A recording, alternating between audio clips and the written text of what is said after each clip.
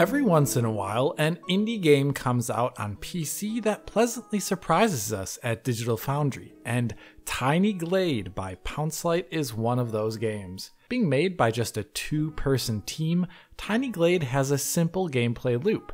Make, create, and arrange castles, villas, or cottages to your liking using the game's flexible building system. It's cozy core on the surface, but under the hood, we are looking at some seriously impressive custom technology driving its warm pastel aesthetic. Ray-traced global illumination, ray-traced reflections, and loads of procedural placement tech. And impressively, it all runs really well on near-decade-old GPUs. So there's a lot going on here, and this game has surprised me with nearly every aspect of its technical execution, and I noticed that right away with the user experience. One of the core characteristics of Tiny Glade is how tiny and quick it is. Tiny in the digital sense here, where the game just takes up 1.8 gigabytes in total after installation. It is essentially a game that can live completely in active RAM, and as a result, it is ultra snappy. After clicking the game to launch on Steam, it takes 2 seconds for it to show up the first screen, and just 8 seconds after clicking, you're already playing the game. Some games back in the day running on cartridges could take longer to get into game. And it's not just starting the game. The game's usage of proceduralism makes all loads fast. Want to start a new scenario? That takes just 5/6 of a second, and you can already be on your way to creating something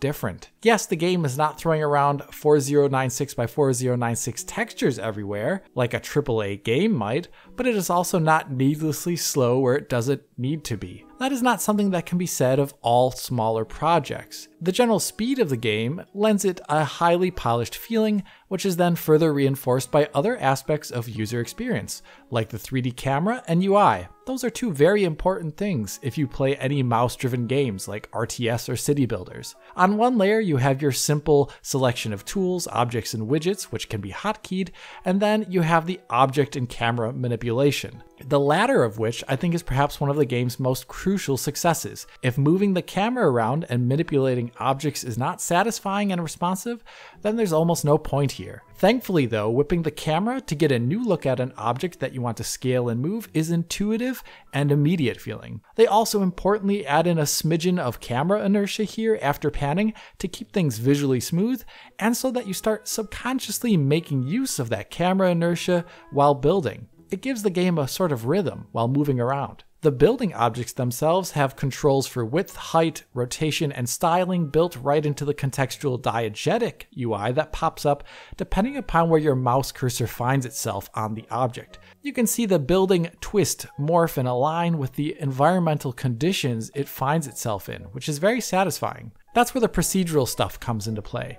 For example, if you start adding doors to a ground floor, you can see how the game will automatically populate things nearby, like a birdhouse, barrels, or some other random gubbins. If you finish building a wall, then you can see the vines from the environment slowly start creeping up its surface. The game has a lot of these embellished, small procedural details in there to make each key building archetype better enmesh into the vicinity it finds itself in. I don't want to spoil all of them here, but some of the joy in the game is just seeing how the objects you place automatically change to fit into the neighboring area, some of which can be humorous or surprising.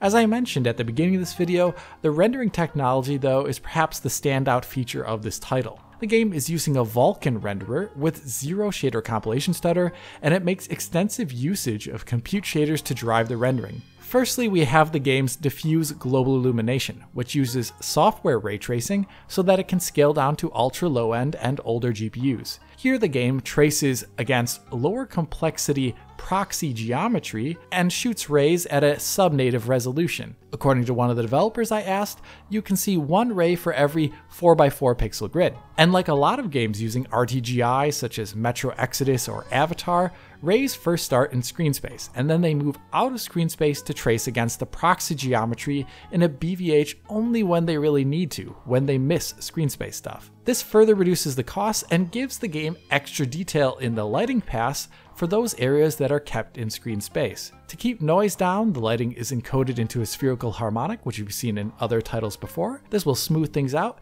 and then it is simply denoised as a post-process. The RTGI in this game has been tuned in a way to keep it at the threshold of quality to fit the art style, so that performance is very high. For specularity or reflections as they're also known, ray tracing is also used there, but this is less common to see in the game. You'll primarily see it on water or ice surfaces. The rays there are traced again into that proxy geometry, but notably blended over with screen space reflections. So if you move the camera up and down while using a camera closer to the ground, like we can see in other games, you'll see how a lot of the color and detail from reflections is called out when you move out of screen space, and you'll see some of that lumpier proxy geometry instead. In spite of this optimization, this does not stop reflections from looking handsome in their own right, but there are clearer visual limitations with reflections than you would see with the game's diffuse GI. That makes sense though, as diffuse GI can be a lot coarser in detail usually to convey its effect before it starts falling apart. As I see it, the diffuse GI in this game is what gives it its warm sheen, where objects are all interrelated with their lighting,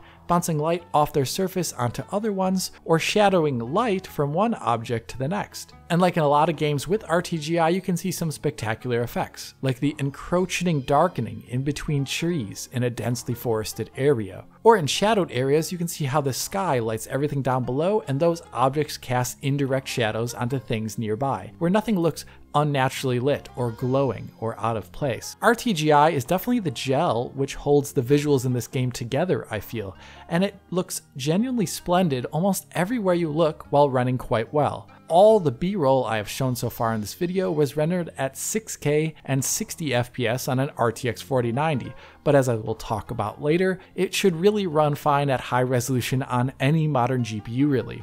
With that being said, you can find some cut corners depending upon where you look. One of the areas that does not work too well is indoor areas if you happen to use the on-foot camera. Here I imagine due to the proxy geometry and reliance on screen space rays, sometimes you can find areas where light or shadow will disappear depending upon how you look at them. Likewise, since this game has objects stuck in the terrain, occasionally you can see bounced light from the sun under the terrain, affecting the lighting of the buildings above the terrain. This happens when the sun is just below the horizon. You'll see a little bit of a glow there that doesn't make too much sense. But for 90% of the time, things look just right, and the corners cut for performance will not disturb any of the game's otherwise very smooth visual presentation.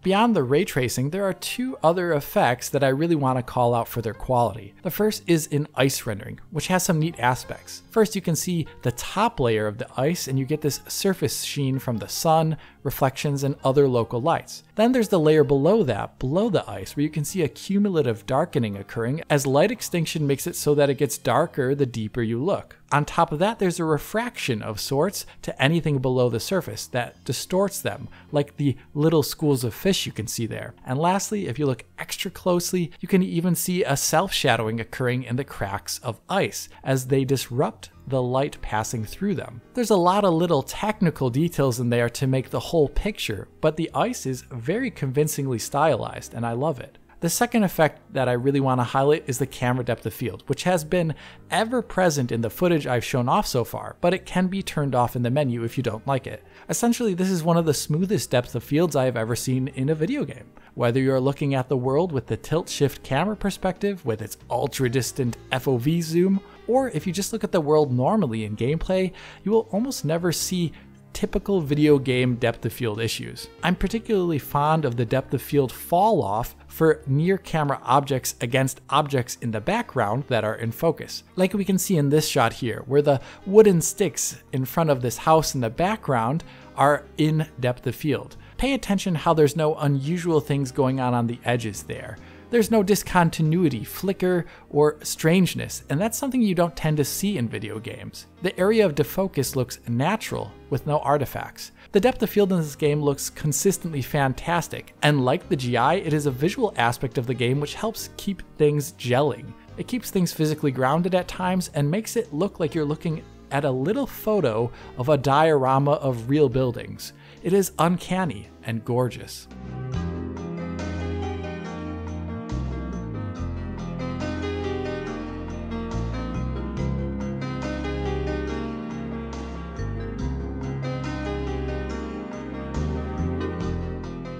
So you might be thinking with all that ray tracing and fancy depth of field effects that this game is heavy. But as I mentioned earlier, there are many smart corners cut here to keep things performant, and that is easy to see just by going to the ultra low end. The game can be a rock solid 60 FPS on a GTX 1060 with the depth of field on while playing at 80% axis resolution of 1080p. That is a little bit below 900p internally, but that keeps the UI and more at native pixel resolution. We're seeing RTGI and reflections on a GTX 1060 here at 60 FPS, and that is mighty impressive to me, even if it did mean cutting resolution a little bit to get there. You can play at a higher resolution on an older GPU like this, such as 1080p, but there I found the game dropping into the mid-40s depending upon the view. That is completely fine, of course, for a modern VRR monitor, which are dirt cheap these days, but I prefer to play this game with an FPS cap at a higher frame rate. Basically, I want as little variation in performance as possible so I can just concentrate on building stuff. As a side note to anyone trying this game out, I did notice that the game has some incompatibilities with RTX HDR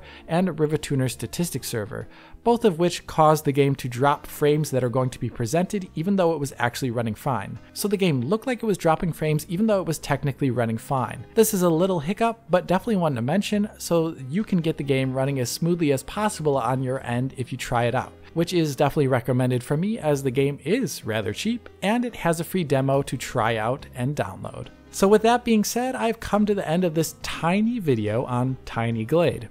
Being the work of just 2 people, I think there's a lot to be proud of here. Performance is great, and all the technical decisions in this game work to further its art and playstyle. I think this game shows that ray tracing and high-tech rendering is not just for the AAA space, or genres that typically chase photorealism. It also goes to show the power of custom technology and why bespoke engines are still needed in our current age.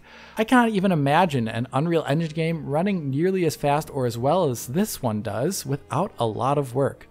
With this release as a starting point for the studio, I'm curious to see where the developers go next. For this title, I can imagine more palettes, archetypes, and increased map sizes for sure in future updates. But until then, I hope you enjoyed this quick look video. If you did enjoy it, hit that like button, subscribe to the channel, ring that bell, support on Patreon, comment below, and as always, this is Alex, bidding you farewell und auf Wiedersehen!